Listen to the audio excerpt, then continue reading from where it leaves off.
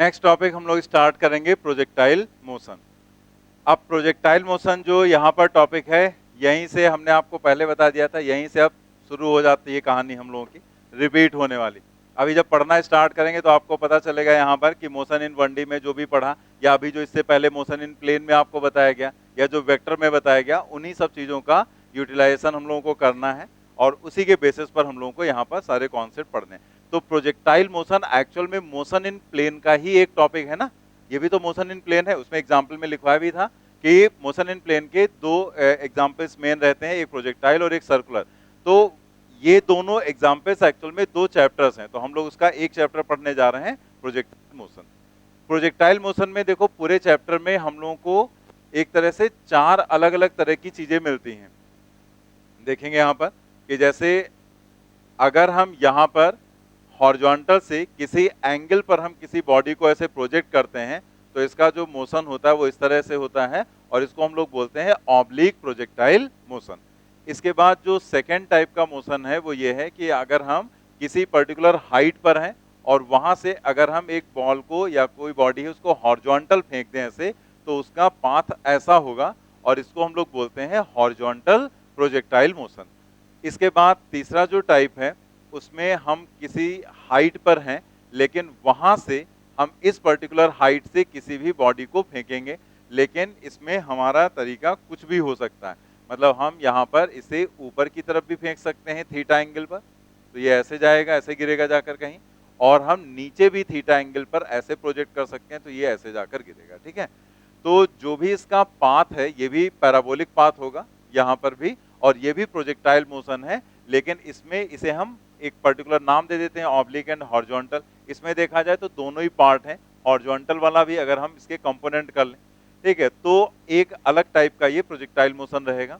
और इसी तरीके से यहाँ पर एक और पार्ट आता है जिसमें हम लोग इस तरीके से एक इंक्लाइन प्लेन पर हैं, ठीक है, यहाँ पर, और यहां से जैसे इसे हमने एंगल ले लिया, मान लिया अल्फा, ठीक है, फिर इस जगह से अगर हम यहाँ पर थीटा एंगल से किसी पार्टिकल को फेंके तो उसका पाथ होगा इस टाइप से। ठीक है, और ये इंक्लाइंड प्लेन के ऊपर, मतलब projectile motion on an inclined plane. तो सबसे पहले तो थोड़ा सा कम कर लेते हैं, ये हम लोगों को नहीं पढ़ना है, ठीक है, क्योंकि ये आपके सिलेबस में है नहीं। बहुत पहले जब तमाम सारे एग्जाम्स होते थे तब ये पढ़ा भी देते थे, लेकिन शॉर्ट में कराते थे, बट इसके क्वेश्चंस वगैरह पूछे नहीं गए। ठीक है, तो एक तो टेंशन खत्म हो गई कि इसको हमें पढ़ना नहीं, यही ज्यादा थोड़ा कॉम्प्लिकेटेड लग भी रहा होगा और होता भी, उसके फॉर्मूले भी लेंदी होते हैं, तो हम लोग वो नहीं पढ़ेंगे। अब ये बचते हैं तीन, तीन में से जो ये वाला है पार्ट, ठीक है, ये वाला पार्ट, इस वाल, अब ये भी नहीं हटाना है, सब हटा ही दें यहाँ से, ये भी नहीं आएगा, ये भी नहीं आएगा, कुछ आएगा नहीं ये आ सकता है, बट ये जो पार्ट यहाँ पर है इसके लिए कोई हमें फार्मूला बनाने की जरूरत नहीं। ठीक है, मतलब इसमें कोई फार्मूला नहीं, इसमें जो भी क्वेश्चन होगा वो डायरेक्टली हमें क्वेश्चन ही करना है बस, तो सीधे क्वेश्चन करने का प्रोसीजर समझना है, इसमें कोई फार्मूला नहीं रहेगा। अब मेन हमारे ये दो हैं, और जिनमें फार्मूले भी होते हैं, तो ये थोड़ा सा ज्यादा बड़ा टॉपिक रहता है जो ऑब्लिक प्रोजेक्टाइल मोशन है, जहां से हम शुरुआत करेंगे। एक बार इसको हम लोग समझ लेते हैं तो फिर ये हमारे लिए वैसे ही आसान हो जाता है, क्योंकि जैसे एनालिसिस यहाँ करते हैं वैसे यहाँ पर करेंगे। ये थोड़ा सा आसान टॉपिक रहता है हॉरिजॉन्टल प्रोजेक्टाइल मोशन का। तो हम लोगों के लेवल में जो चीजें हैं उसमें इसके क्वेश्चंस अगर आप देखेंगे प्रीवियस ईयर, तो इसके क्वेश्चंस आपको ज्यादा मिलेंगे, सबसे ज्यादा, और इसके क्वेश्चंस कम रहते हैं, लेकिन इसके भी क्वेश्चंस पूछे गए हैं, और ये तो हमारे यहाँ है ही नहीं, इसके भी क्वेश्चंस कुछ जगह पर दिए गए हैं, तो ये भी हम लोग एक बार कर लेंगे, समझ लेंगे कि अगर आ गया क्वेश्चन तो हमें कैसे करना है। ठीक है, तो ये चार टाइप होते हैं जिसमें हमें मेन ज्यादा फोकस करना इस पर और इस वाले पर, ये दोनों हमारे लिए ज्यादा इंपॉर्टेंट है। ठीक है, तो हम लोग आगे बढ़ते हैं यहाँ पर। तो कुछ जनरल पॉइंट है उनको हम लोग पहले समझ लेते हैं और उसके बाद फिर हम लोग यहाँ पर फॉर्मूले वगैरह पर आते हैं। A body thrown with some initial velocity at an angle different from 90 degree, क्योंकि अगर हम हॉरिजॉन्टल पर हैं और हम 90 डिग्री पर किसी बॉडी को फेंक देंगे ऐसे, तब तो उसका मोशन कैसा होगा, स्ट्रेट लाइन हो जाएगा, सीधे ऊपर जाएगी और ऊपर से नीचे आ जाएगी। तो इसीलिए उसने क्या कहा यहाँ पर, different from 90 degree with respect to horizontal direction near the earth surface. Near the earth surface क्यों कहा गया, जिससे कि एक्सलेशन ड्यू टू ग्रेविटी हमारा कांस्टेंट रहना चाहिए। ठीक है, क्योंकि अगर हम अर्थ सरफेस से काफी ऊपर जाएंगे या नीचे गए तो हमें पता है दोनों ही कंडीशंस में acceleration due to gravity decrease कर जाता है। तो अगर हम अर्थ सरफेस से काफी ऊपर की ऊंचाई पर चले गए तो जी चेंज हो जाएगा, जबकि एक्सेलरेशन ड्यू टू ग्रेविटी जो हम लोगों ने पीछे जब पढ़ा था, मतलब वही मोशन अंडर ग्रेविटी में, तो वहां पर भी आपको बताया गया था कि जी हम लोग कांस्टेंट मानते हैं, इसलिए लिख दिया गया near the earth surface is called a projectile and its motion is named as projectile motion. मतलब इस पूरे सेंटेंस में क्या कहा गया है कि अगर हम हॉरिजॉन्टल से किसी बॉडी को एक पर्टिकुलर एंगल जो कि 90 से डिफरेंट हो, 90 ना हो, तो अगर हम किसी बॉडी को नियर द अर्थ सरफेस फेंकते हैं तो उसका जो पाथ होता है वो यहाँ पर कैसा होता है, पैराबोलिक, और इस पाथ को ही हम लोग बोलते हैं प्रोजेक्टाइल, मतलब ये जो मोशन होता है इसको हम लोग बोलते हैं प्रोजेक्टाइल मोशन। ठीक है, तो वही यहाँ पर आपको बता दिया गया पहले पॉइंट पे। In projectile motion air resistance is neglected. Again देखो लिख दिया गया पहले ही, हमें एयर रेजिस्टेंस यहाँ पर नेग्लेक्ट करके चलना है। हर क्वेश्चन में मेंशन हो ऐसा जरूरी नहीं, लिखा भी हो सकता नहीं भी, लेकिन हमें उसे नेग्लेक्ट करना है। And acceleration due to gravity g is assumed to constant, क्योंकि हम नियर द अर्थ सरफेस रहते हैं। In such a situation the path of projectile is a parabola. ये पैराबोलिक पाथ यहाँ पर बनेगा, तो ये हम लोग डेराइव भी कर लेंगे आगे। ठीक है, आगे बढ़ते हैं। In projectile motion the acceleration is constant in both magnitude and direction. उसने क्या कहा कि प्रोजेक्टाइल मोशन में जो एक्सेलरेशन होगा वो दोनों तरह से, मैग्नीट्यूड में भी और डायरेक्शन में भी, दोनों तरह से वो कांस्टेंट रहेगा। कैसे? क्योंकि जब ये बॉडी आगे जाएगी तो कहीं पर भी बॉडी हो, क्या जी डाउनवर्ड के अलावा किसी और डायरेक्शन में लग सकता है? नहीं।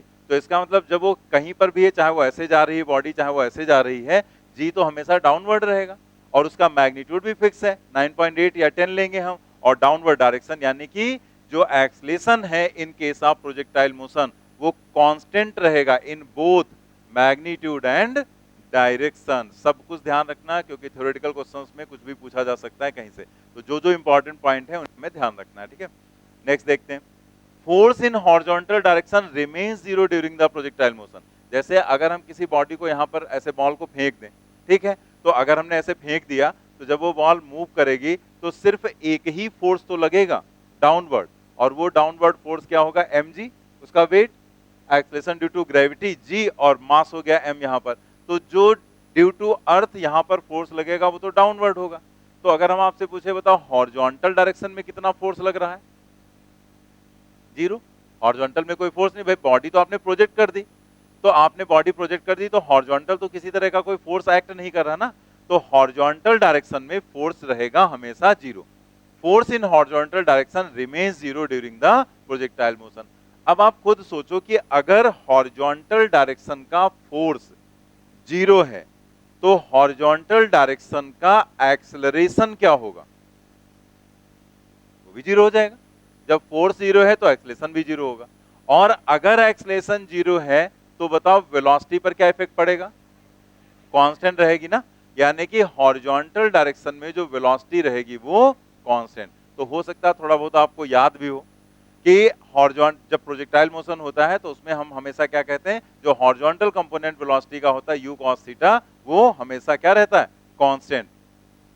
हॉरिजॉन्टल कंपोनेंट हमेशा u cos थीटा ही हो ऐसा जरूरी नहीं, वो एंगल लेने की कंडीशन पर डिपेंड करता है। ठीक है, और ये बहुत इंपॉर्टेंट पॉइंट है क्योंकि ये अक्सर लोग गलत करते हैं, तो आगे आएगा क्वेश्चन में बताएंगे। तो हमें क्या ध्यान रखना है कि horizontal force zero, horizontal acceleration zero, horizontal velocity constant. ठीक है, horizontal component of velocity and mechanical energy remains constant throughout the motion. तो horizontal component of velocity constant है, ये तो बात आपको समझ में आ गई, लेकिन ये जो लिखा गया है mechanical energy remains constant throughout the motion, मतलब पूरे प्रोजेक्टाइल मोशन में दो चीजें हमेशा कांस्टेंट रहती हैं, एक तो हॉरिजॉन्टल कंपोनेंट ऑफ वेलोसिटी और दूसरा मैकेनिकल एनर्जी, हिंदी में बोलते हैं यांत्रिक ऊर्जा।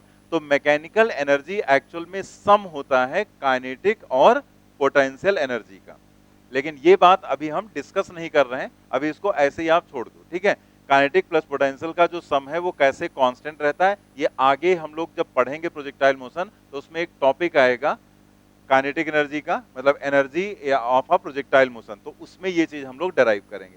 तो अभी बस आपको एक बार समराइज करके दिया गया है कि आपको याद रहे कि हॉरिजॉन्टल कंपोनेंट और मैकेनिकल एनर्जी दोनों चीजें कांस्टेंट रहती हैं। ठीक है, वर्टिकल कंपोनेंट ऑफ वेलोसिटी, अब क्या क्या बदलेगा, वर्टिकल कंपोनेंट ऑफ वेलोसिटी, ठीक है, कॉमा स्पीड, कंपोनेंट में लिखा गया है वर्टिकल।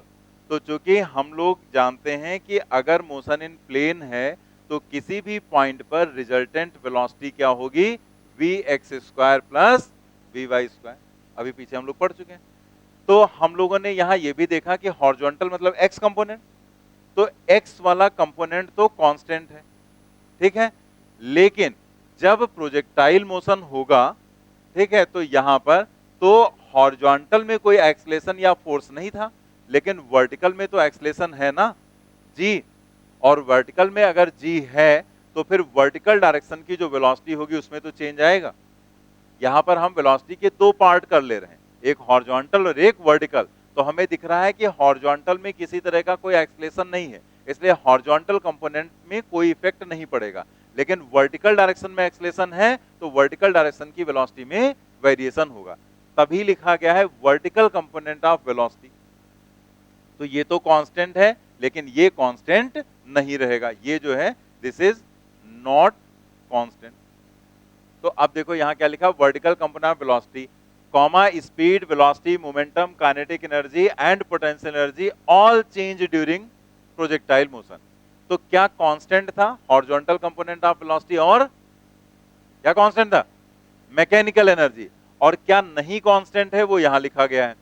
तो वर्टिकल चेंज होगा, अब आप सोचो कि हॉरिजॉन्टल भले कांस्टेंट है लेकिन अगर वर्टिकल चेंज हो जाएगा तो ये चेंज हो जाएगा ना, तो स्पीड बदल जाएगी उसकी, और डायरेक्शन तो लगातार बदल ही रही है, तो इसका मतलब वेलोसिटी भी हम क्या लिखेंगे, वेरिएबल चेंज हो जाएगी।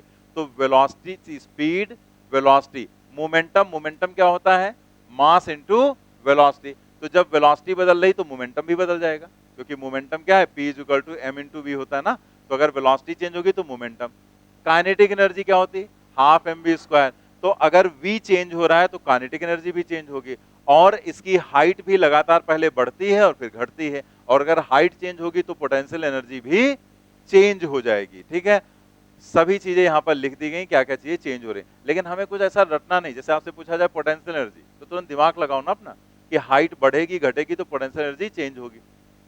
अगर आपसे कहा काइनेटिक एनर्जी तो ये दिमाग लगाओ कि वेलोसिटी तो चेंज हो रही है ना, स्पीड भी चेंज हो रही, क्योंकि एक्स कंपोनेंट यहाँ कांस्टेंट है लेकिन वाई थोड़े कांस्टेंट है, तो इसका मतलब स्पीड चेंज होगी तो काइनेटिक एनर्जी भी चेंज होगी। बाकी आपको सारी चीजें समझा देंगे, ठीक है। नेक्स्ट हम लोग देखते हैं, horizontal component of velocity is responsible for horizontal physical quantities and vertical component of velocity is responsible for vertical physical quantities. तो जो वर्टिकल में जो फिजिकल क्वांटिटीज आएंगी, मतलब चाहे उसकी वेलोसिटी हो या फिर उसका जो डिस्प्लेसमेंट है या जो टाइम है, तो उसके लिए रिस्पांसिबल कौन होगा, वर्टिकल कंपोनेंट, और हॉरिजॉन्टल के लिए हॉरिजॉन्टल वाला रिस्पांसिबल होगा। आप इसको ऐसे समझ सकते हैं कि जैसे हमने यहां पर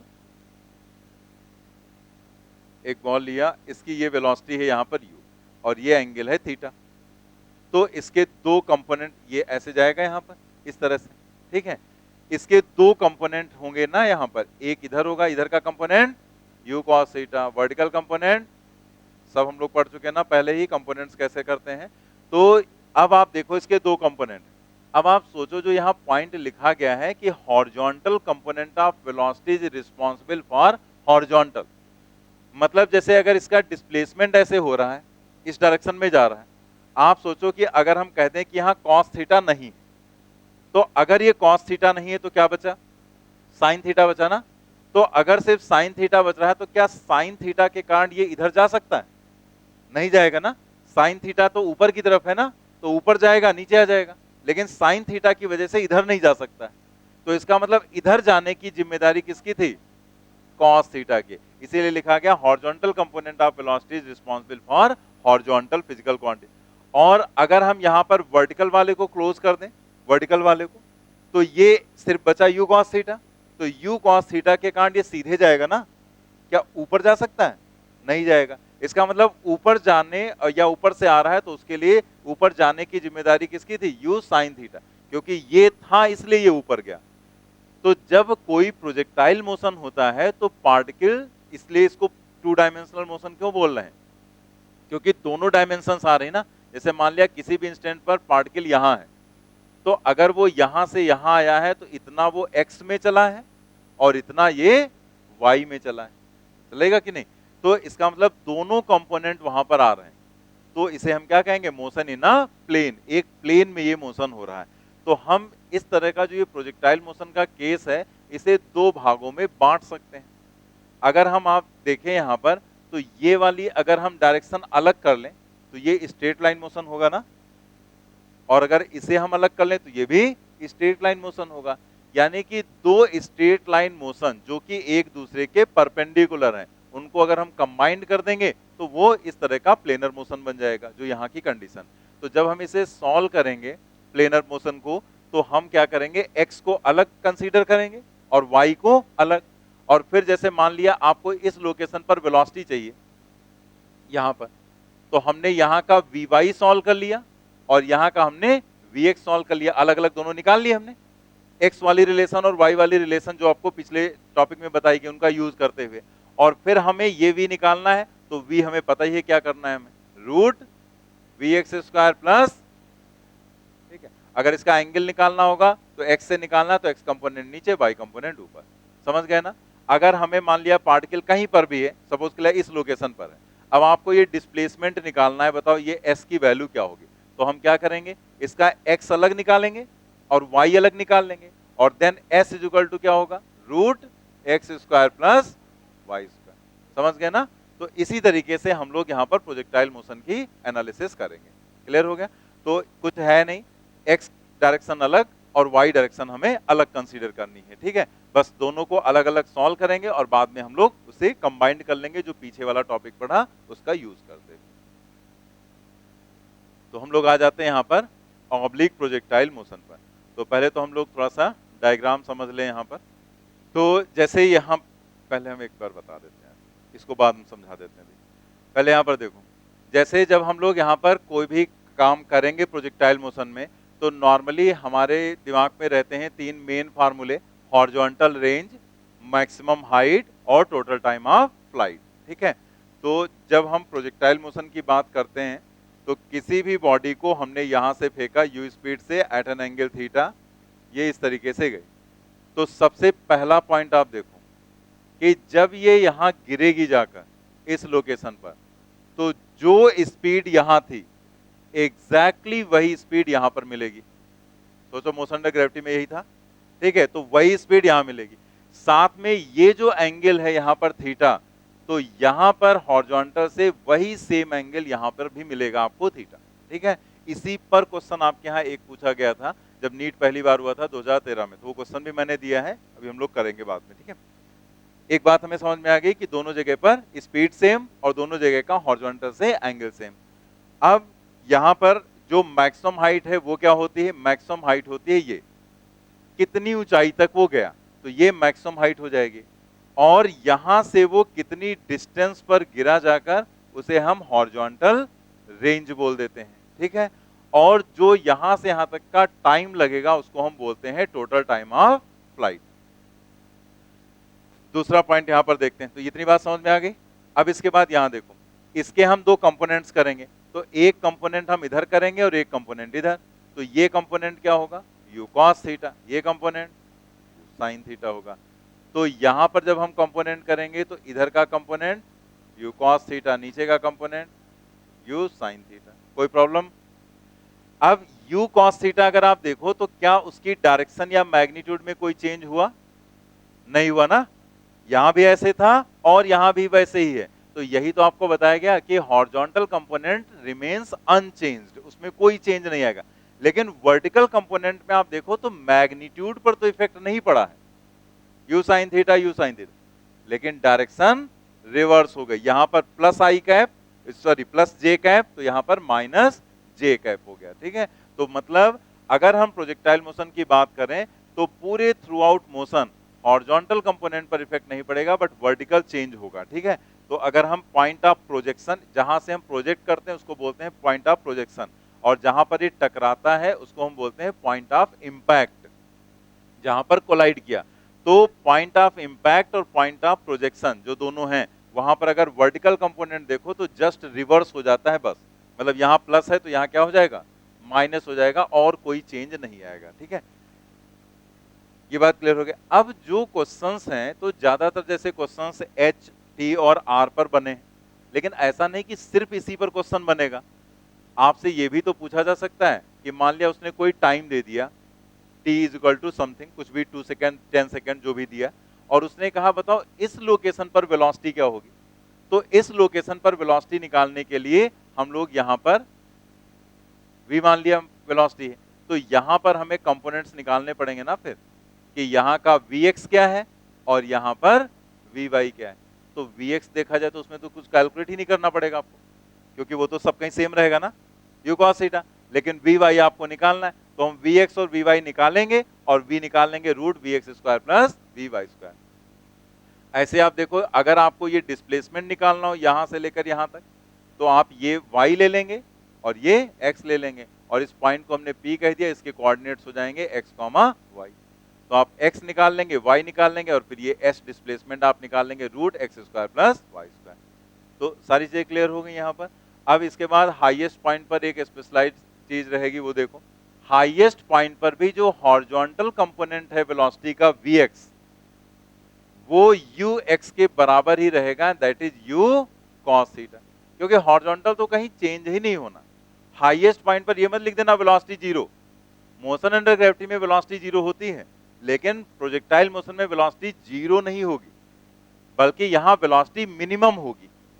हॉरिजॉन्टल कंपोनेंट जीरो होगा ही नहीं ना कहीं, वर्टिकल कंपोनेंट लेकिन क्या होगा, वो जीरो हो जाए, क्योंकि वर्टिकल अगर जीरो नहीं होता तो ये अभी और ऊपर जाता ना, क्योंकि वर्टिकल हाइट के लिए रिस्पॉन्सिबल वर्टिकल कंपोनेंट ही रहेगा ना। तो अगर यहाँ वर्टिकल जीरो हो जाएगा तो ये और ऊपर नहीं जाएगा, फिर उसके बाद ये नीचे की तरफ आना स्टार्ट कर देगा। तो इसका मतलब क्या हुआ, हाईएस्ट पॉइंट पर vertical component of velocity zero, horizontal में कहीं कोई चेंज नहीं, सब कहीं एक ही जैसा रहेगा। ये एक बीच का पॉइंट हो गया जो आफ्टर टाइम t हमने दिखाया है, vx, vy और v, ये y हो गया, ये x हो गया, कंपोनेंट्स दिखा दिए, यहाँ पर कंपोनेंट्स आपको दिखा दिए, ठीक है। पूरा डायग्राम जो यहाँ पर दिखाया गया है वो ऐसे दिखाया गया, बस यहाँ पर ये वाली जो एक्सिस है इसको दिखा दिया गया y एक्सिस, और ये वाली जो एक्सिस है इसको दिखा दिया गया x एक्सिस। आप चेक कर लो यहाँ पर, आप देखो यहाँ से इस बॉडी को फेंका गया, इस पॉइंट से क्या एंगल है यहाँ पर थीटा, ये क्या है वेलोसिटी u, तो u थीटा, इधर का कंपोनेंट u cos थीटा, इधर का कंपोनेंट u sin थीटा। फिर आप देखो t टाइम के बाद यहाँ पर एक पॉइंट लिया गया p, तो p पॉइंट है, तो ये डिस्टेंस क्या है x, और ये वाली डिस्टेंस क्या है y। यहाँ पर velocity x, vertical component vy, angle यहाँ पर क्या ले लिया गया अल्फा। एंगल चेंज हो जाएगा ना, यहाँ पर एंगल थीटा एंगल पर प्रोजेक्ट किया, जैसे जैसे आगे जाएगा तो एंगल चेंज होता जाएगा, तो एंगल हो गया अल्फा।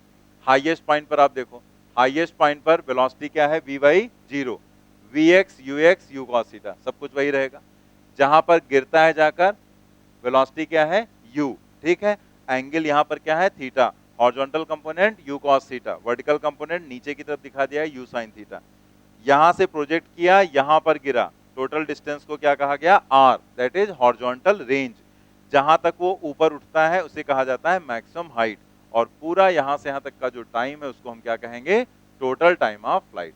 इसमें भी हम वही सिंबल्स लेंगे कि यहां से हाईएस्ट पॉइंट मतलब ऊपर जा रहा था, तो अगर यहां से हाईएस्ट पॉइंट तक का देखेंगे तो वहां पर टाइम लेंगे टी अप, और ऊपर से नीचे के लिए टाइम लेंगे हम टी डाउन, ठीक है। तो सब आगे लिखेंगे हम लोगों को।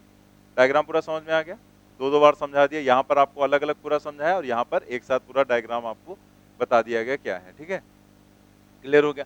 अब इन्हीं का यूज करके हमें निकालना क्या है यहाँ पर x, y, vx और vy, ठीक है। तो हम आ जाते हैं यहाँ पर, चलिए जो ux है, अभी पीछे आपको क्या बताया गया, ux की वैल्यू u cos थीटा, आप डायग्राम चेक कर सकते हैं, डायग्राम में देख सकते हैं ux क्या है u cos थीटा, और ax हॉरिजॉन्टल में क्या कोई एक्सेलेरेशन रहेगा, नहीं, जीरो दिखाया गया। वर्टिकल में देखो, जब हम प्रोजेक्टाइल मोशन यहाँ पर अभी जो डायग्राम बनाया है तो उसमें यहाँ पर जो कंपोनेंट्स दिखाए गए हैं, ये u हो गया, ये थीटा, तो हॉरिजॉन्टल का कंपोनेंट u cos थीटा और वर्टिकल का u sin थीटा। तो यहाँ पर हॉरिजॉन्टल में u cos थीटा और वर्टिकल में u sin थीटा, ठीक है। अलग अलग हम बांट रहे हैं इसको, x एक्सिस अलग, y एक्सिस अलग। फिर ay, जब हम वर्टिकल में देखेंगे तो कहीं पर भी एक्सलेशन ड्यू टू ग्रेविटी ही तो रहेगा ना, डाउनवर्ड, तो इसका मतलब एक्सलेशन जो ay है वो क्या रहेगा माइनस जी, क्योंकि अभी हमें साइन भी तो रखना होगा, प्रोजेक्टाइल मोशन तो पहली बार हम लोग पढ़ने जा रहे हैं ना, तो यहाँ पर जो साइन वगैरह है वो सब रखकर हम इक्वेशंस डेवलप कर रहे हैं। तो ए वाई डाउनवर्ड रहेगा, that is minus c. Clear हो गया? अब इन्हीं का यूज करते हुए हम अलग अलग पॉइंट की वेलोसिटीज वगैरह सब कुछ कैलकुलेट करेंगे। तो देखो यहाँ पर horizontal component of velocity after time T. पिछले वाले टॉपिक में मोशन इन प्लेन में आपको एक्स एक्सिस और वाई एक्सिस की अलग अलग इक्वेशंस बताई गई थी। तो हमें यहां पर क्या देखना है, x axis horizontal component of velocity after time t, यानी कि हम पहली इक्वेशन का यूज करेंगे, that is v x is equal to u x plus a x into t, v is equal to u plus a t. तो आप यहां पर देख सकते हैं कि ये वाली वैल्यू तो हो जाएगी जीरो। दैट मीन्स यहां पर क्या आ गया, v x is equal to u x, और यू एक्स का मतलब यू कॉस थीटा। ठीक है, यानी कि हॉरिजॉन्टल कंपोनेंट जो वेलोसिटी का है वो कांस्टेंट रहेगा सब पे। नोट करते जाओ साथ में।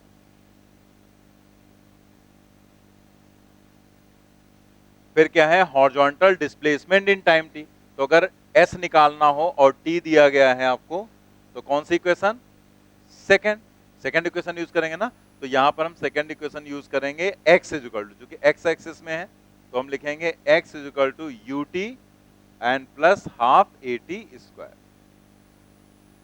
You t plus half a t square. Again ये हो जाएगा जीरो, तो जो भी x है वो हो जाएगा यू एक्स टी, और यू एक्स टी का मतलब हो जाएगा यू कॉस थीटा इंटू।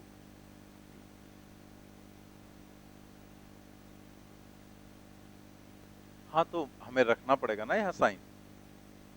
जैसे यही चीज आपको मोशन अंडर ग्रेविटी में बताई गई थी ना, कि जो g होगा वो हमेशा डाउनवर्ड रहेगा, तो माइनस में लेंगे। तो हमने इक्वेशंस जब लिखी थी v बराबर u प्लस ए टी, तो उसमें a को माइनस जी रखा था ना, तभी तो हमें प्रॉपर इक्वेशंस मिली थी। तो यहाँ पर अभी रखेंगे, फिर जो इक्वेशंस मिल जाएंगी उन्हीं का हम यूज करेंगे, फिर ये बार बार हम साइन कन्वेंशन यूज नहीं करेंगे। नोट कर लिए, x बराबर u t plus half a t square, तो यहाँ पर ये तो हो जाएगा जीरो, क्योंकि ax की वैल्यू जीरो है, तो ये हो गया you x T and you cos theta into T. Next हम लोग आ जाते हैं उस साइड में। तो यहाँ पर vertical component of velocity after time t. तो वर्टिकल कंपोनेंट के लिए वही आप इक्वेशंस तो वही यूज करेंगे ना। तो यहाँ पर हम यूज करेंगे वी वाई, अब उसमें वी एक्स था, इसमें v y is equal to u plus a t. ठीक, u y plus a y into t, ये यूज करेंगे हम लोग।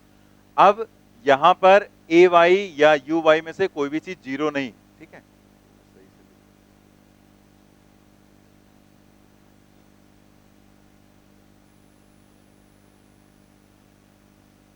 ए वाई इंटू टी, तो हम यहां पर वैल्यूज रखेंगे। तो देखो वी वाई जो है वो किसके बराबर आ जाएगा, यू वाई क्या हो गया, यू साइन थीटा। तो यहां पर रखा हमने यू साइन थीटा, और यहाँ ए वाई की जगह पर माइनस जी और इंटू टी आ जाएगा। ठीक है, तो v y is equal to u sine theta minus g T.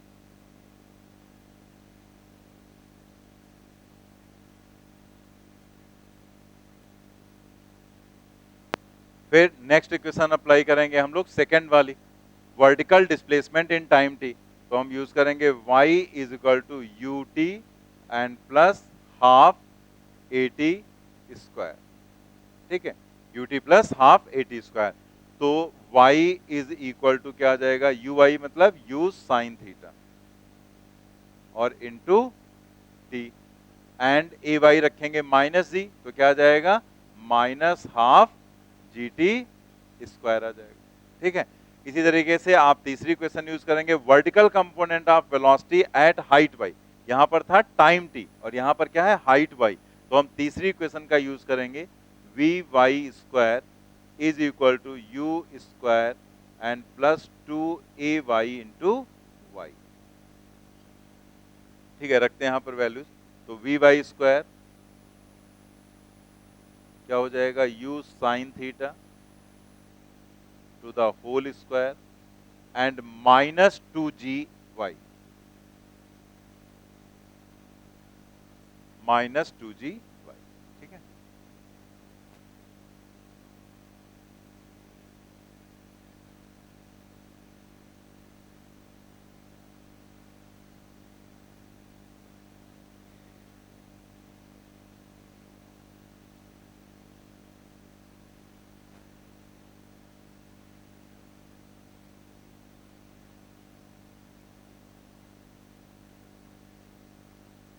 Note कर लिया आपने? तो अब देखो यहाँ पर जो ये इक्वेशंस हैं, इन इक्वेशंस को अगर आपको याद है तब तो इसका बेनिफिट है, और अगर आपको याद नहीं है तब फिर कोई फायदा नहीं, क्योंकि तब प्रॉब्लम वही होगी, फिर आप बैठ के पूरा डिराइव करेंगे।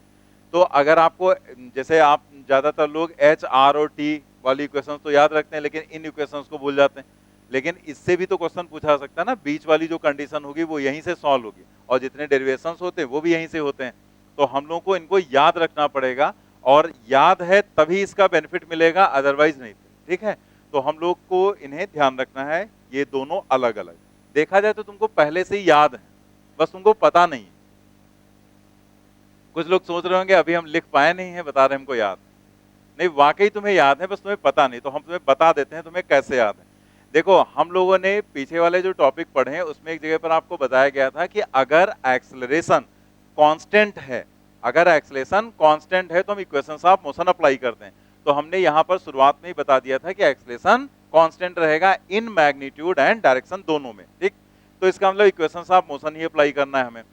और एक पॉइंट और हमें पता है कि अगर कहीं एक्सेलरेशन जीरो होता है मोशन इन 1D में, तो अगर एक्सेलरेशन जीरो होता है तो हम लोग क्या यूज करते हैं? तुमको तो वाकई नहीं याद, क्या यूज करते हैं एक्सेलरेशन अगर जीरो होता है? Displacement is equal to velocity into time. एक जगह पर आपको लिखवाया गया था ना एक्सेलरेशन, फिर ऐसे तीर बनाए गए थे 3, याद है कुछ? तुमको जब याद दिलाओ तभी तुमको याद आता है, यही सबसे बड़ी समस्या है।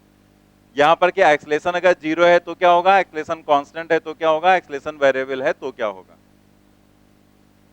तो आपको ये चीज यहां पर याद है, याद तो नहीं है लेकिन बोल तो यही रहेंगे कि याद है कि अगर एक्सेलरेशन यहां पर कांस्टेंट है तो हम इक्वेशंस ऑफ मोशन यूज करेंगे, और एक्सेलरेशन अगर नहीं है तो सीधे सीधे displacement is equal to velocity into time. तो हॉरिजॉन्टल कंडीशन में तो एक्सेलरेशन होता नहीं, तो एक्सेलरेशन अगर नहीं है तो आप देखो वेलोसिटी पर कोई इफेक्ट पड़ेगा नहीं, तो हमने समझ ही लिया, तो उसमें तो हमें कुछ करना ही नहीं। वेलोसिटी जो भी हॉरिजॉन्टल में वो कांस्टेंट रहेगी, चेंज ही नहीं होगा। और अगर हमें डिस्प्लेसमेंट लिखना है तो सीधे क्या लिखेंगे, वेलोसिटी इनटू टाइम। हम ये सब इक्वेशंस वगैरह थोड़ा यूज करेंगे वहां पर, क्योंकि हमें याद रखना है कि हॉरिजॉन्टल में किसी तरह का कोई एक्सेलरेशन नहीं, तो डिस्प्लेसमेंट इज इक्वल टू सीधे सीधे वेलोसिटी इनटू टाइम आपको यूज करना है हॉरिजॉन्टल में। ठीक है, अब आती है बात वर्टिकल की। वर्टिकल में अगर हम आपसे कहें कि हम किसी भी बॉडी को नीचे से ऊपर की तरफ फेंक रहे हैं, नीचे से ऊपर की तरफ, तो अगर हम नीचे से ऊपर की तरफ फेंकते हैं तो पहली इक्वेशन क्या होती है, v is equal to u minus g t. दूसरी क्या होती है, h बराबर यू टी माइनस हाफ जी टी स्क्वायर, और तीसरी v square is equal to u square minus 2g। तो अगर आप ध्यान दो तो तीनों वही इक्वेशन तो लिखी हैं, बस सिंबल बदल दिया गया। जहां h हम बोलते हैं वहां हमें y बोलना है, और जहां u बोलते हैं वहां हमें u y, यानी कि हमें लेना है u साइन थीटा। बस इतना ही तो चेंज किया गया। देखो पहली क्वेश्चन v बराबर u माइनस जी टी है ना, बस जहां u है वहां क्या है, u साइन थीटा। दूसरी क्वेश्चन आपने क्या बताया, h बराबर यू टी माइनस हाफ जी टी स्क्वायर, वही तो लिखा हुआ है, h की जगह बस y है, और यू टी माइनस हाफ जी टी स्क्वायर, तो u की जगह क्या रखना है, u साइन थीटा। ऐसे v square is equal to आपने क्या बताया, u स्क्वायर माइनस 2gh, तो वही तो लिखा हुआ है, u स्क्वायर माइनस 2gh की जगह पर y, और u की जगह पर आपको क्या लेना है, u साइन थीटा। तो पहले से याद है ना, मतलब हमें अपने माइंड में रखना है कि जो y डायरेक्शन की इक्वेशन है वो जब हम नीचे से किसी बॉल को ऊपर फेंकते हैं तो वही इक्वेशन हमें लिखनी है, बस u की जगह पर हमें वर्टिकल कंपोनेंट यूज करना है। और वर्टिकल कंपोनेंट यहां पर क्या लिया गया, u साइन थीटा, तो u साइन थीटा रख दिया गया, बस बाकी इक्वेशंस आ गए। बाकी सिंबल s लिखो y लिखो, उससे कोई फर्क तो पड़ना नहीं, लेकिन यहाँ पर चूंकि हम x एक्सिस y एक्सिस के बेसिस पर कर रहे हैं इसलिए h की बजाय क्या यूज किया गया, y। तो क्लियर है ना, तो याद था ना पूरा आपको, बस तुम्हें पता नहीं था, हमने बता दिया तुम्हें याद। वैसे याद तो तुम्हें कुछ नहीं था, याद तो तुम्हें पीछे वाला भी नहीं था। याद रखो सब चीजें, यहां से देख रहे हो कुछ भी नया आ रहा है, सारी चीजें जो पहले पढ़ चुके हैं उन्हीं को दो भागों में कर दिया गया, x axis and y axis. अब इन्हीं को कंबाइन कर देंगे, जो पीछे आपको बताया गया मोशन इन प्लेन की कंडीशन, नए नए फार्मूले आ जाएंगे। तो हम लोग को यहाँ पर देखना है, अब ये सारी चीज हमने निकाल ली, तो अब पहले देखने जा रहे हैं हम resultant velocity after time T. Resultant velocity after time T मतलब जो वेलोसिटी है उसको हम लोग वेक्टर फॉर्म में कैसे लिख सकते हैं, v x i plus v y j. वैसे x कंपोनेंट के साथ i लिख दिया, y कंपोनेंट के साथ j लिख दिया। तो अगर हमें इसका मैग्नीट्यूड लिखना है तो मैग्नीट्यूड लिखेंगे root vx square plus vy square. अब आपको इसका डेरिवेशन करना है। जैसे हम अगर डेराइव ना भी करें तो भी हम आपसे ये भी तो कह सकते हैं कि यहाँ पर आपको vx भी हमने बता दिया क्या है, vy भी बता दिया क्या है, दोनों वैल्यूज अलग अलग सॉल्व करके उसमें रख के निकाल लेना क्या हो जाएगा। लेकिन हम लोग एक बार करके देखें कि अगर हम दोनों को रख कर निकालते हैं तो जो जनरल फार्मूला है वो क्या निकलेगा। तो vx की जगह रखेंगे हम u cos थीटा, तो यहाँ हमने रखा u cos theta to the whole square, और इसकी जगह पर क्या रखेंगे u sin theta minus gt to the whole square. अब इसे जरा ओपन करके सॉल्व करके देखते हैं क्या आएगा। ये हो जाएगा u square cos square theta plus ये a minus b to the whole square है, u square sine square theta plus g square t square यानी कि gt to the whole square, और फिर minus 2u sine theta and into gt। ठीक है, वही formula लगा दिया ना हमने, a square plus b square minus 2ab वाला। अब आप यहां पर एक चीज देखें जरा कि v इज इक्वल टू ये u square cos square theta और ये क्या है u स्क्वायर, तो अगर हम इसमें से u स्क्वायर कॉमन लेंगे तो क्या बचेगा, sign square theta plus cos square theta, और वो क्या होता है, बस यही एक फॉर्मूला ऐसा है जो तुम भूलते नहीं। यहां पर लिखते हैं u square plus gt to the whole square minus 2u gt and sine theta.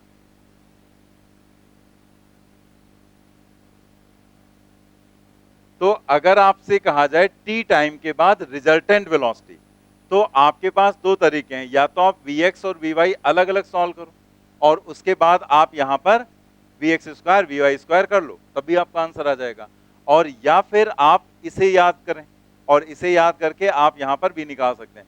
तो ये वैसे तो देखा जाए तो ऐसे कोई बड़ा फॉर्मूला होता तो कॉम्प्लिकेटेड होता, लेकिन हमारे लिए आसान इस सेंस में है क्योंकि इसका जो फॉर्मेट है वो कुछ मिलता जुलता है resultant of a plus b से।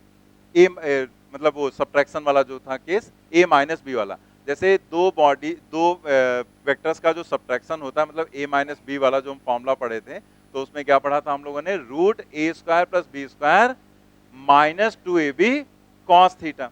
तो ये अलग चीज है बट इसका फॉर्मेट जरा देखो, u square plus gt to the whole square minus 2u gt, बस कॉस नहीं है, यहां पर क्या है, साइन थीटा है, मतलब वैसे ही कुछ मिलता जुलता बनना, a square plus b square minus 2ab cos theta, तो यहां पर 2ab साइन थीटा है।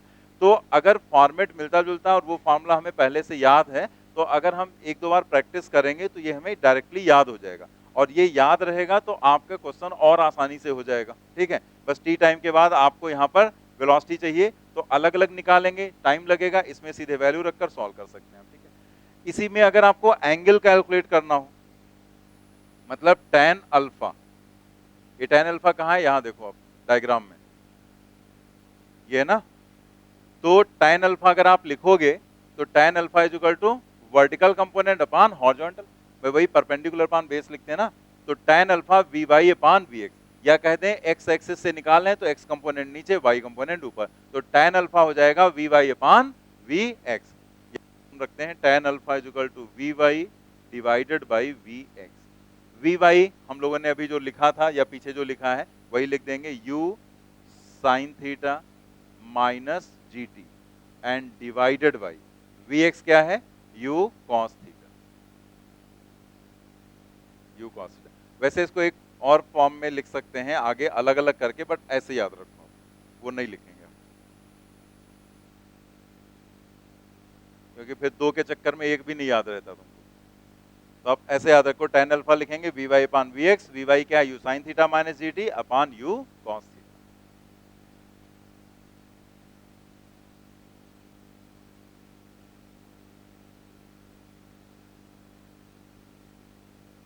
नोट कर लिया आपने।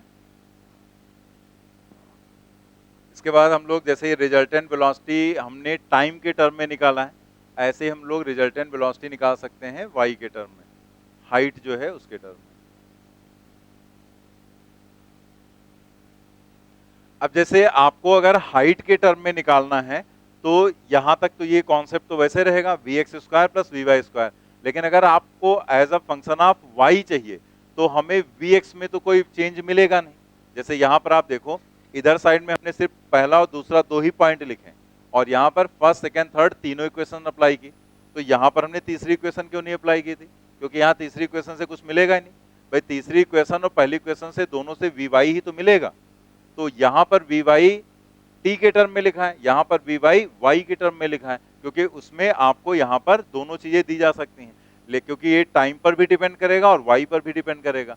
लेकिन यहां पर अगर आप देखो तो जो हॉरिजॉन्टल है उसमें कोई चेंज होगा ही नहीं, वो तो u cos थीटा ही रहेगा। तो अगर आप यहाँ तीसरी इक्वेशन अप्लाई भी करोगे तो भी u cos थीटा ही आएगा, कुछ और मिलेगा नहीं, वही चीज आएगी, तो इसलिए तीसरी इक्वेशन यहाँ पर नहीं लिखी गई। अब अगर आपको y के टर्म में चाहिए तो vx तो वही रहेगा, लेकिन vy जो है वो रखेंगे ये वाली इक्वेशन, थर्ड वाली जो इक्वेशन है u sin theta to the whole square minus 2gy। तो आप यहाँ पर अगेन हम ये भी आपसे कह सकते हैं कि इन दोनों से अलग अलग वैल्यूज निकालना और उसके बाद आप सॉल्व कर लेना, यहाँ पर जो भी आएगा रिजल्ट v की वैल्यू आ जाएगी आपकी। लेकिन जरा हम लोग करके देखें हमें रिजल्ट क्या मिलता है। तो यहाँ पर जो नेक्स्ट है वो लिखा गया है resultant velocity at height y। तो आप यहाँ पर फिर से वैसे ही लिखेंगे कि जो v है वो हम लिखेंगे root v x square and plus v Y square. ठीक, इसमें हम वैल्यूज डालते हैं, तो v is equal to root v x का मतलब u cos theta to the whole square और वी वाई स्क्वायर, देखो यहाँ स्क्वायर नहीं करना है क्योंकि हम लोगों ने यहाँ पर जो वैल्यू निकाली है वो वी वाई स्क्वायर की ही निकाली है, u sin theta square minus 2gy। तो यहाँ पर हम लिखेंगे u sin theta to the whole square minus 2gy। अब जरा इसे सॉल्व करके देखते हैं क्या होता है। यहाँ पर u square cos square theta plus u square sine square theta minus 2gy। Again यहाँ पर u स्क्वायर कॉमन लेंगे तो cos square theta plus sign square theta वो हो जाएगा 1, यानी कि जो v है वो यहाँ पर आएगा u स्क्वायर और माइनस 2gy, ये आ जाएगा ना। और अगर हम ये स्क्वायर हटा दें तो यहाँ पर जो इक्वेशन आ रही वो आ रही v square is equal to u स्क्वायर, स्क्वायर रूट अगर हटा दें तो स्क्वायर रूट हटाने पर यहाँ पर स्क्वायर लग जाएगा u स्क्वायर माइनस 2gy। अब आप देखो ये केस हमारे लिए कितना सिंपल हो गया। जैसे आपसे अगर हम कहें कि यहां से नीचे से अगर कोई भी बॉडी ऊपर की तरफ फेंकी गई है u स्पीड से, तो जैसे h हाइट लेते हैं ना, तो h हाइट पर यहां पर उसकी वेलोसिटी क्या होगी? h हाइट पर उसकी वेलोसिटी क्या होगी? u square minus v square equal to u square minus 2gh, यही तो बोलेंगे ना। तो अगर आप यहां देखो तो फॉर्मूला तो वही आ रहा ना, बस जहां h है वहां पर क्या आया है y, तो यानी कि v square equal to u square minus 2gy। तो ये इक्वेशन जो है एक ऐसी इक्वेशन होती है जो आप स्ट्रेट लाइन मोशन के अलावा सर्कुलर मोशन और प्रोजेक्टाइल मोशन में भी अप्लाई कर सकते हैं, इसलिए इसको बोला जाता है स्केलर इक्वेशन। जो हम लोगों ने पीछे मोशन इन प्लेन पढ़ा था तो उसमें आपको ये इक्वेशन ऐसे बताई गई थी ना, v डॉट v करके या v ऐसे करके, v square is equal to u square minus sorry plus, वहां पर एस में बताया था v square equal to square plus 2a dot s, ये बताया गया था ना। तो इस इक्वेशन में अगर आप देखो तो ये भी स्केलर टर्म है और ये भी स्केलर टर्म है और ये भी स्केलर टर्म है, यानी कि ये जो इक्वेशन कहलाती है वो स्केलर इक्वेशन कहलाती है, इसके हर टर्म स्केलर।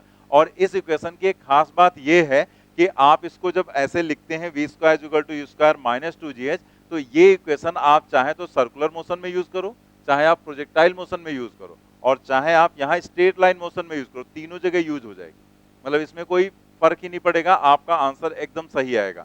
तो हम लोग इस इक्वेशन को अलग अलग जगह पर यूज करेंगे, तो जब हम यूज करेंगे वहां पर सर्कुलर में तो हम आपको डेराइव करके भी दिखाएंगे कि देखो यही वाली इक्वेशन आई, डायरेक्ट भी आप इसका यूज कर सकते थे यहाँ पर।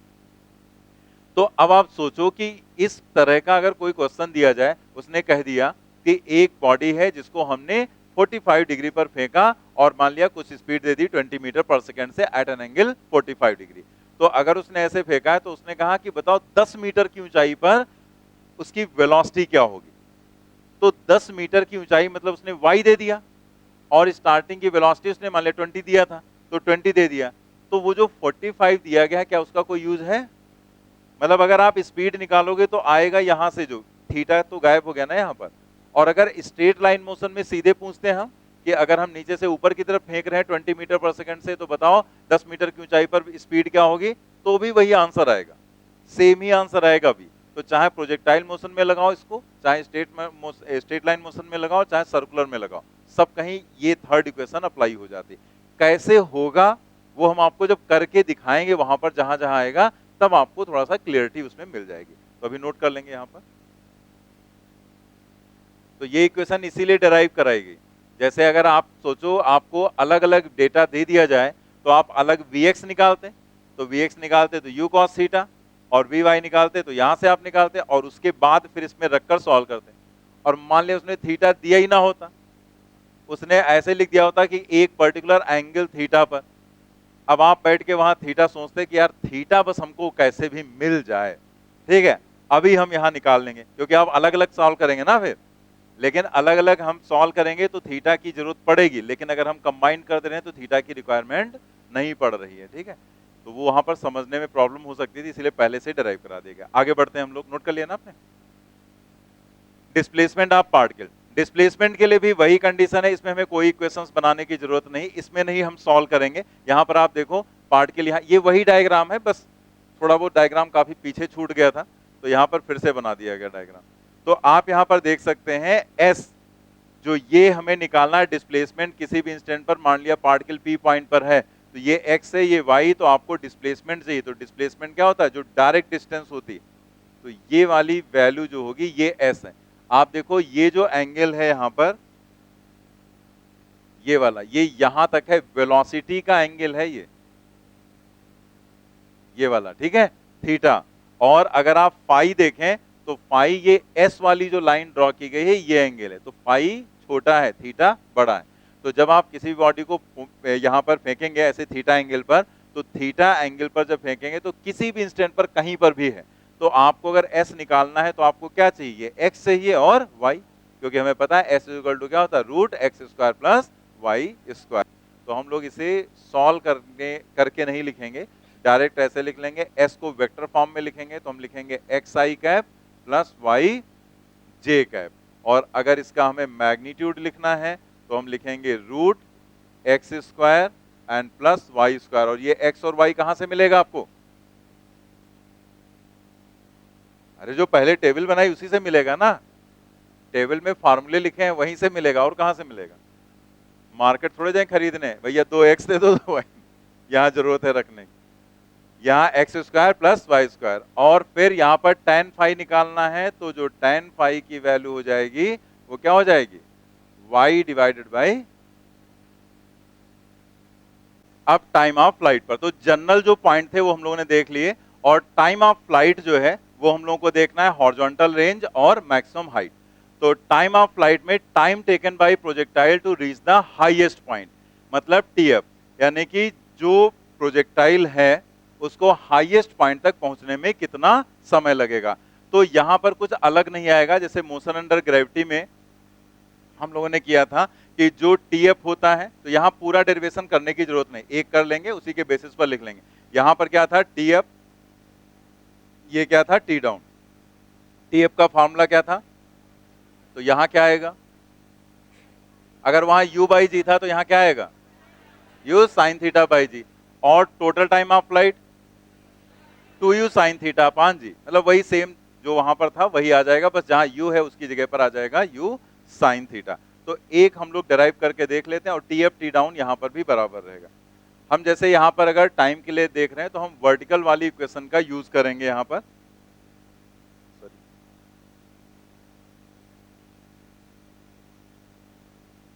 V y is equal to, v y की इक्वेशन हम लोगों ने क्या देखी थी, u sine theta minus g t, ठीक है।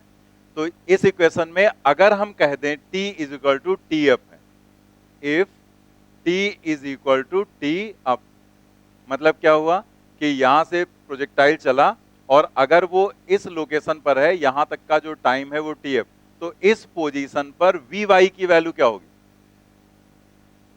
वर्टिकल कंपोनेंट क्या होगा? 0। हाईएस्ट पॉइंट पर वी वाई 0 होता है ना, डायग्राम में आप चेक कर लो, तो वी वाई की वैल्यू 0 रहेगी। If t is equal to t up then v y is equal to 0।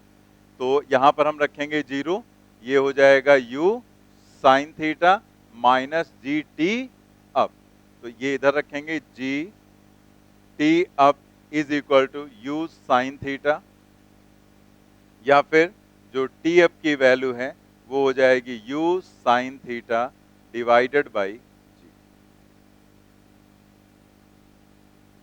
और ये जो u साइन थीटा है इसको हम u y कह सकते हैं, तो इससे आपको और ज्यादा याद रहेगा, क्योंकि हमने मोशन अंडर ग्रेविटी में पढ़ा था u y g, तो यहां पर बस u की जगह पर u y आ जाएगा, u y डिवाइडेड बाई जी।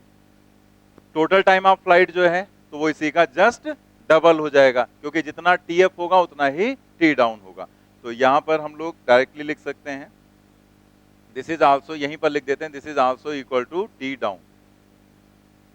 तो आपको ध्यान रहेगा दोनों टाइम सेम रहेगा। और टी अप टी डाउन तो पता ही है ना, टी अप का मतलब नीचे से ऊपर तक का टाइम और टी डाउन का मतलब ऊपर से नीचे तक का टाइम।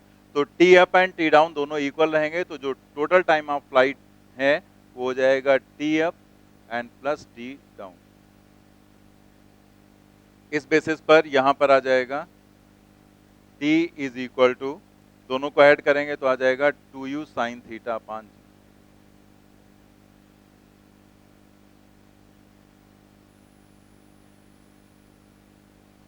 या फिर मोशन अंडर ग्रेविटी में जैसे लिखा था 2u साइन 2u बाई जी, तो वैसे यहां पर लिख लेंगे 2u अपान जी।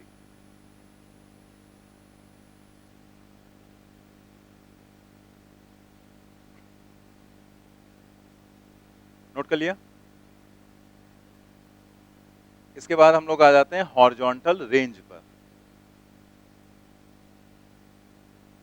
हॉरिजॉन्टल रेंज आपको क्या बताया गया था कि जहां से हम पार्टिकल को प्रोजेक्ट करते हैं और फिर वो जहां पर गिरता है जाकर, तो जो हॉरिजॉन्टल डिस्टेंस होती है उसी को हम लोग बोलते हैं, जो मैक्सिमम हॉरिजॉन्टल डिस्टेंस उसी को हम लोग बोलते हैं horizontal range. Horizontal range r, it is the total horizontal displacement of projectile. तो डायग्राम में तो आपको पता ही है कि यहां पर अगर हमने पार्टिकल को यहां से प्रोजेक्ट किया इस तरीके से, और वो यहां से चला और यहां पर अगर आके वो गिरता है, तो यहां से यहां तक की जो ये डिस्टेंस है इसी को हम लोग क्या बोलते हैं? आर, मतलब हॉरिजॉन्टल रेंज। तो ये टोटल हॉरिजॉन्टल डिस्प्लेसमेंट होगा। अब ये हमें निकालना है, तो जैसे यहां से जब पार्टिकल चलेगा यहां तक पहुंचेगा तो जो टाइम लगेगा वो टी ही तो लगेगा, टोटल टाइम ऑफ फ्लाइट। तो अगर हमें डिस्प्लेसमेंट निकालना है हॉरिजॉन्टल, तो हमें पता है हॉरिजॉन्टल डिस्प्लेसमेंट मतलब उसके लिए रिस्पॉन्सिबल जो फैक्टर है वो हॉरिजॉन्टल वाले ही होंगे। तो हॉरिजॉन्टल में कोई एक्सप्रेशन तो होता नहीं, तो हमारे पास इक्वेशन क्या है? By x is equal to, क्या बताया गया था? u cos theta into T. ठीक, यही तो आया था, horizontal component of velocity into time. तो अगेन यहां पर भी हम क्या लिखेंगे? If t is equal to capital T, t is equal to capital T का मतलब t तो जनरल टाइम हो गया किसी भी समय पर, तो अगर कैपिटल T लिख दिया गया तो इसका मतलब पूरा टाइम हमने ले लिया। तो अगर t की वैल्यू जैसे यहां तक का अगर हम बात करें तो यहां तक का टाइम ऐसे जनरल लिया गया था t, पार्टिकल आगे की तरफ जा रहा था, तो जैसे जैसे आगे बढ़ेगा t की वैल्यू बढ़ती जाएगी, पार्टिकल आगे जाता जाएगा, और यहां से यहां तक की जो डिस्टेंस थी वो क्या थी? x थी। ठीक, तो जैसे जैसे ये आगे जाएगा तो x भी तो बढ़ेगा, और जब t बढ़कर कैपिटल T हो जाएगा मतलब पार्टिकल पहुंच जाएगा यहां, तो x बढ़कर किसके बराबर हो जाएगा? मतलब जो टोटल हॉरिजॉन्टल डिस्प्लेसमेंट है वो r हो जाएगा ना। तो इसका मतलब अगर हम टोटल टाइम लेंगे then x is equal to r। ठीक है, हम यहां पर रख देते हैं, तो यहां पर आ जाएगा ये r is equal to u cos theta और इंटू कैपिटल T। अब कैपिटल T का फार्मूला हम लोग निकाल चुके हैं, u cos थीटा ये हो गया, और कैपिटल T क्या था? 2u sine theta and divided by, ठीक है, 2u sin theta divided by g. अब ये जो फार्मूला है इसे हम दो तरह से लिख सकते हैं। जो ये r का ये फार्मूला आया, इसे हम दो तरीके से कैसे लिखेंगे, जैसे यहां पर ऐसे लिख देते हैं। एक तो यहां पर आ जाएगा r इज इक्वल, जैसे अगर हम ये u और u मल्टीप्लाई कर लें तो यहां पर बन जाएगा u स्क्वायर। अब u स्क्वायर लिखने के बाद ऊपर क्या बचा, 2 साइन थीटा, क्या होता है, साइन 2 थीटा होता है ना, 2 साइन थीटा कॉस, जब u स्क्वायर आपने अलग कर दिया तो क्या बचा, 2 साइन थीटा कॉस थीटा, और 2 sine theta cos theta sine 2 theta, तो u square sign 2 theta and divided by,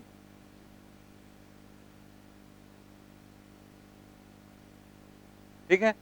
दूसरा आप यहां पर अगर 2 लिखें अलग, r इज इक्वल टू, हमने लिख दिया यहां पर 2। अब यहां क्या है, u cos थीटा, और ये क्या है, u sin theta. u cos theta को हम हॉरिजॉन्टल कंपोनेंट ऑफ वेलोसिटी बोलते हैं ना, मतलब हम उसे कह सकते हैं ux, ठीक है। और जो u sin थीटा है उसको हम वर्टिकल कंपोनेंट लेते हैं, दैट इज uy, और डिवाइडेड बाई क्या हो गया, ठीक है। दोनों का अपना एक अलग इंपॉर्टेंस है, आप उस चीज को समझ लो थोड़ा सा। इंपॉर्टेंस क्या है, जैसे आपको u दिया गया और थीटा दिया गया, तो आपने यहां से u और थीटा लिया, रखा यहां पर, सॉल्व किया, रेंज आपको मिल गई। आपको अगर ऐसे दे दिया जाए कि कोई पार्टिकल है उसको हम फेंक रहे हैं इस वेलोसिटी से, और उसको दे दिया गया ऐसे 2i प्लस 3j कैप, हम उसे इस वेलोसिटी से फेंक रहे हैं, तो बताओ उसकी हॉरिजॉन्टल रेंज क्या होगी। हमें पता है कि जो i के साथ होगा वो ux होगा ना, और जो j के साथ होगा वो uy, सीधे यहाँ ux uy रखो, r मिल जाएगा तुम, ठीक है ना। और अगर आपको उसने ये दे दिया कि इतनी स्पीड से इतने एंगल पर हमने फेंका, बताओ रेंज क्या होगी, स्पीड और एंगल इसमें रखो, सॉल्व कर लो यहाँ पर। तो दोनों का इंपॉर्टेंस समझ में आ गया, इसलिए दोनों को लिखा गया, नोट कर लेंगे। बस इतना ही लिखना है वहां पर जो जगह छोड़ी गई है।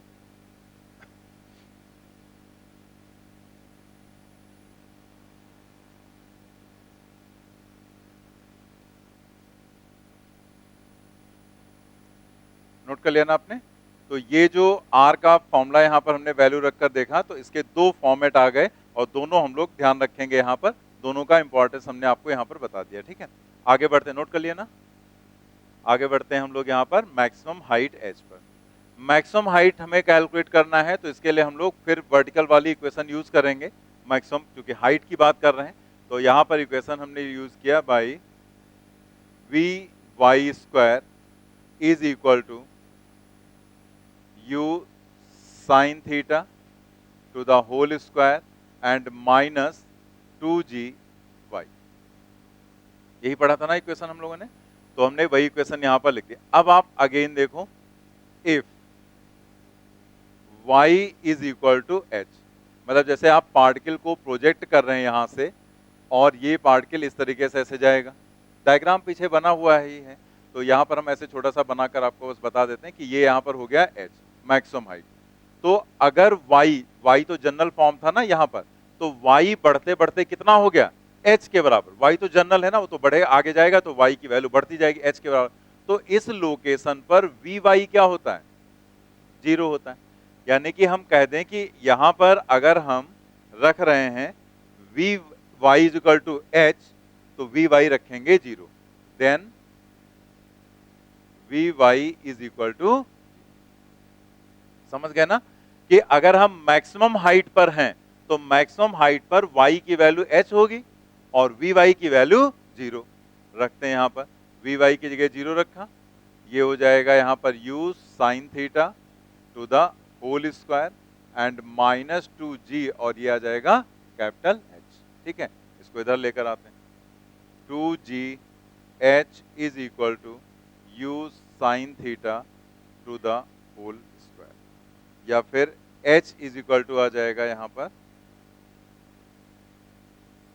u sin theta to the whole square and divided by 2g, ठीक है।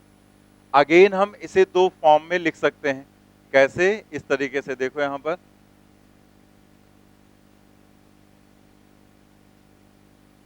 जो ये पहला वाला फॉर्म है वो हमें याद ही रहता है कि हम इसे ओपन करके लिखते हैं h इज इक्वल टू, जैसे u sine theta to the whole square क्या लिखेंगे, u square sine square theta, तो h is equal to u square sine square theta divided by 2g।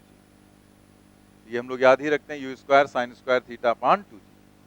दूसरा यहां पर क्या है, u साइन थीटा को हम uy भी तो बोलते हैं ना, vertical component of velocity uy मतलब u साइन थीटा, तो यहां पर हम लिख सकते हैं h is equal to u y square divided by 2g।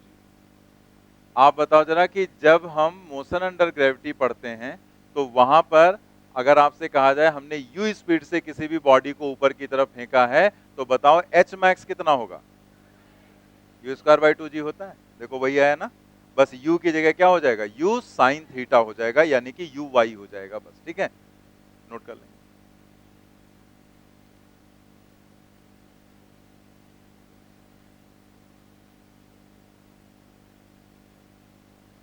यहां पर भी उसी तरह से रहेगा कि जैसे आपको दे दिया गया कि पार्टिकल को हमने यहां पर प्रोजेक्ट किया है u स्पीड से और थीटा एंगल पर, ये एंगल यहां पर थीटा है, तो अगर उसने आपको दे दिया मान लिया 20 मीटर पर सेकेंड से फेंका गया एट एन एंगल 30 डिग्री, तो आपको 20 मीटर पर सेकेंड दिया गया, एट एन एंगल 30 डिग्री दे दिया गया, दोनों वैल्यूज रखी, जी की वैल्यू हमें पता ही रहती है, सॉल्व कर लिया, मैक्सिमम हाइट आ गई।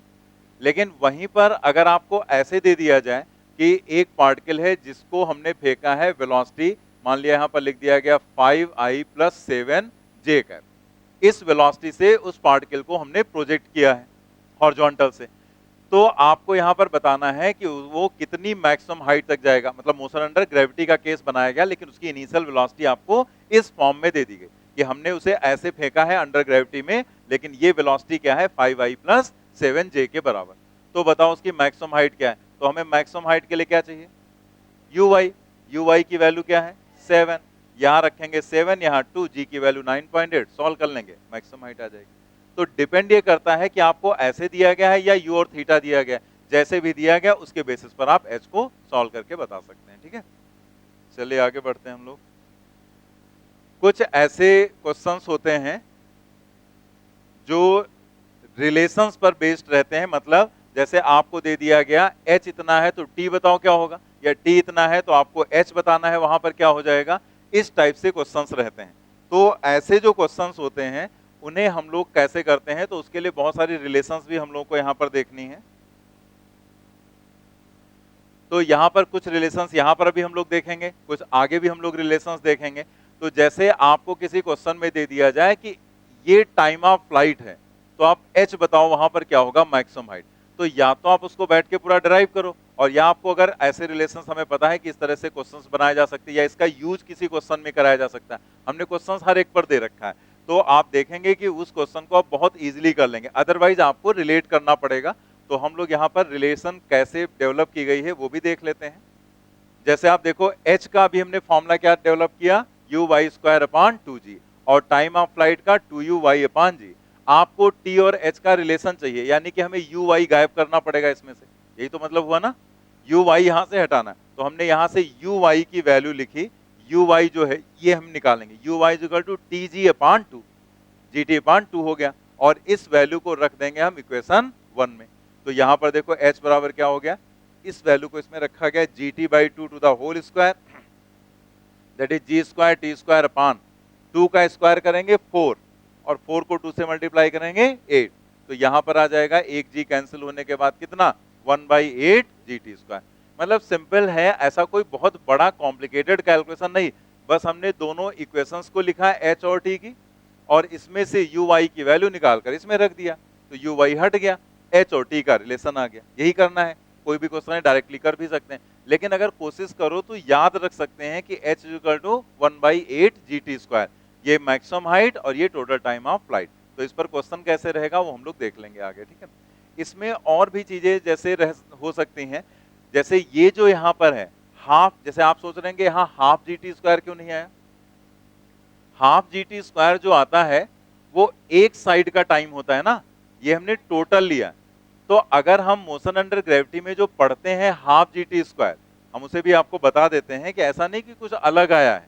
अगर हम यहाँ पर जो h की वैल्यू है उसको हमने यहां पर लिया u y square upon 2g, और हम टाइम ऑफ फ्लाइट पूरा ना लें बल्कि हम एक साइड का टाइम लें, टी अप।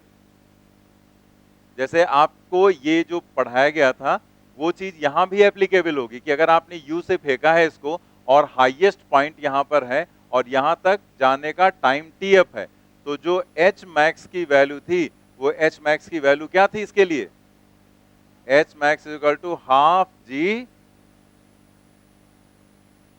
तो अगर हम प्रोजेक्टाइल मोशन में भी टोटल टाइम ना लें बल्कि हम क्या लें, टी अप, तो टी अप प्रोजेक्टाइल मोशन में कितना है, यू वाई बाई जी है ना, यू साइन थीटा पान जी, सिर्फ हाईएस्ट पॉइंट तक का टाइम।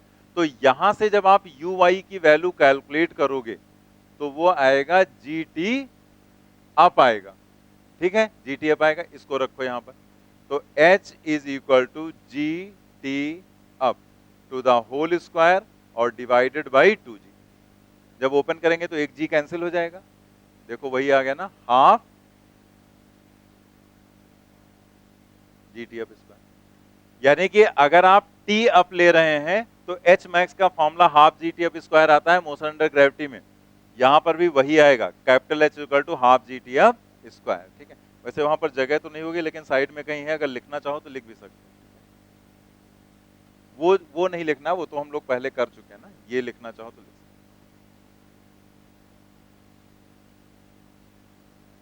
आगे देखते हैं हम लोग यहाँ पर equation of trajectory. Equation of trajectory का जो तरीका है जो यहाँ पर, वो आपको समझना है इक्वेशन ऑफ ट्रेजेक्ट्री को, कि कैसे हम इक्वेशन ऑफ ट्रेजेक्ट्री को यहाँ पर डिराइव करते हैं। आपको यहाँ पर कुछ भी बदल कर भी दिया जा सकता है और पूछा जा सकता है कि इक्वेशन ऑफ ट्रेजेक्ट्री की इक्वेशन बताओ क्या होगी।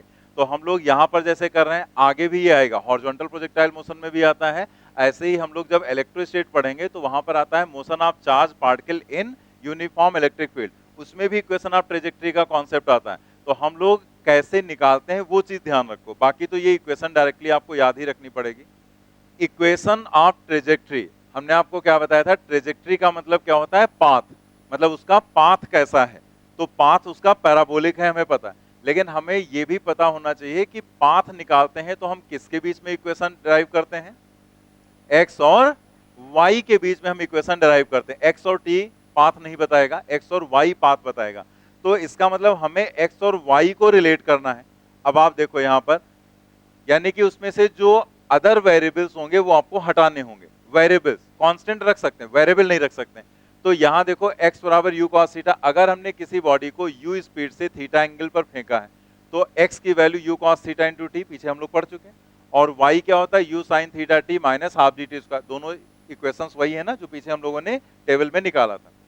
अब इन दोनों इक्वेशंस में वेरिएबल टर्म क्या है, सोच के बता लो खूब अच्छे से। टाइम ही तो वेरी करेगा, और तो सारी चीजें फिक्स है ना, ये तो इनिशियल है ना और ये भी यहाँ पर इनिशियल आएंगे, तो सिर्फ टाइम ही तो चेंज हो रहा है।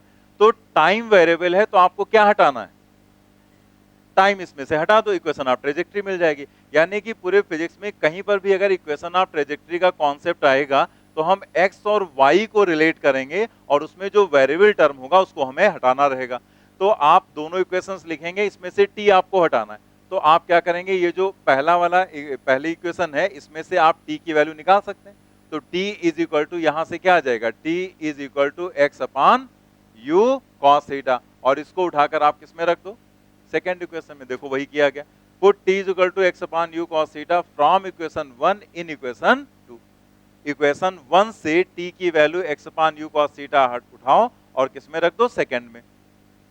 देखो यहाँ पर y इज इक्वल टू, जहां t है वहां पर हमने क्या रखा, x upon U cos theta, जहां t है वहां पर हमने क्या रखा, x upon U cos theta. एक बार घर पे अपने आप करके भी देख लेना, हालांकि ये याद आपको डायरेक्टली करना पड़ेगा, क्योंकि अगर याद है तभी इसका बेनिफिट मिलना, वरना ये सब बैठ के हम एग्जाम में डराइव नहीं कर सकते। लेकिन आप एक बार जब रफ पर करो तो पहली बार जैसे एक बार है तो एक बार ऐसे कैलकुलेशन कर लो, थोड़ा सा कैलकुलेशन स्ट्रांग हो जाता है कि हम चीजों को ऐसे सॉल्व करते हैं। कभी कभी जनरल फॉर्म में ही आपको दे दिया जाता है ना क्वेश्चन। तो यहाँ पर हमने क्या किया, टी की जगह पर x upon U cos theta, x upon U cos theta रख दिया। अब ये जो यहाँ से यू है ये कैंसिल हुआ, तो साइन अपॉन कॉस क्या हो जाएगा, टेन। तो यहां पर आ गया एक्स टेन थीटा माइनस, यहां पर देखो जी एक्स स्क्वायर, जी एक्स स्क्वायर अपॉन 2 और नीचे आएगा you square cos square theta, तो 2u square cos square theta. ये अगर आप पूरी इक्वेशन को ध्यान से देखो तो इसका जो फॉर्मेट है वो है y is equal to A X minus B X square का। यहां पर देखो a की जगह tan थीटा आ गया, x और b की जगह पर एक्स स्क्वायर हटाओ तो बाकी सब चीजें कांस्टेंट ही है ना, g upon 2u square cos square theta. तो ये इक्वेशन आपको ट्रेजेक्टरी की याद होनी चाहिए कि y is equal to X tan theta minus ji x square upon 2u square cos square theta. इसी ये जो यहाँ पर रहता है इक्वेशन, इसको हम क्या बोलते हैं, इसका पाथ कितना होता है, पैराबोलिक। ये आपको हमने पढ़ा रखा है ना पीछे मैथमेटिक्स में, तो यहाँ पर लिख दिया गया पैराबोलिक पाथ। और आपको एक्चुअल में भी तो दिखता है ना, अगर हम किसी बॉल को ऐसे यहाँ पर फेंकें तो आपको उसका पाथ पैराबोलिक दिखेगा और वही चीज डेराइव होकर भी आएगी। इसका एक और भी फॉर्मेट रहता है कि जैसे ये हम याद रखते हैं, लेकिन कुछ बुक्स में जैसे क्वेश्चंस वगैरह बनाकर दिए जाते हैं इसे रेंज के फॉर्मेट में, तो हम वो रेंज वाला फॉर्मूला कैसे डिराइव करते हैं इसका यूज करते हुए वो आप यहां पर देख लो। ये वाला फॉर्मूला हमने डिराइव कर लिया, y equal to ax minus bx square से कंपेयर करके हमने समझ लिया कि इसका पाथ होगा पैराबोलिक। अब आपको यहां पर थोड़ा सा एक ये वाले फॉर्मूले को समझना है कि ये कैसे आया है। तो आप देखो यही फॉर्मूला वहां पर लिखा गया है, इसमें से हमें x tan थीटा कॉमन लेना है। तो ये जो कैलकुलेशन बताया जा रहा है इस कैलकुलेशन को भी दिमाग में रखना क्योंकि इसका भी हमें यूज करना है आगे। x tan थीटा माइनस जी x square upon 2u square cos square theta. तो जो इतना पार्ट है ये वाला, इसके साथ हमने मल्टीप्लिकेशन किया है, पूरे के साथ नहीं, हमने ब्रैकेट नहीं लगाया। तो जैसे हमें बोडमॉस रूल पता है ना कि जैसे अगर मल्टीप्लिकेशन लिखा गया तो पहले मल्टीप्लिकेशन सॉल्व करेंगे फिर सब्ट्रैक्शन पर आता है ना नंबर। तो इसका मतलब अगर मल्टीप्लाई करके लिखा गया x tan थीटा तो वो यहां पर मल्टीप्लाई किया गया है। ये हम इसलिए कर रहे हैं क्योंकि हमें ये कॉमन लेना है। तो हम इस कैलकुलेशन को थोड़ा सा ध्यान रखें क्योंकि ऐसा कैलकुलेशन भी कई जगह पर आएगा जब हम लोग कॉन्सेप्ट पढ़ेंगे कि अगर हमें कोई चीज कॉमन लेनी है तो वो अगर वहां पर अवेलेबल नहीं है तो हम उसको ऊपर और नीचे मल्टीप्लाई कर सकते हैं और फिर ऊपर से या नीचे से जहां से भी कॉमन उठाना हो आप उसको निकाल लो। तो जैसे हमें ऊपर से निकालना था तो हमने ऊपर नीचे मल्टीप्लाई किया और ऊपर वाला पार्ट निकाल लिया। तो x tan थीटा जब बाहर आया तो यहां पर क्या है 1 माइनस जी x square upon 2 square cos square theta और ये वाला x tan थीटा नीचे बच जाएगा।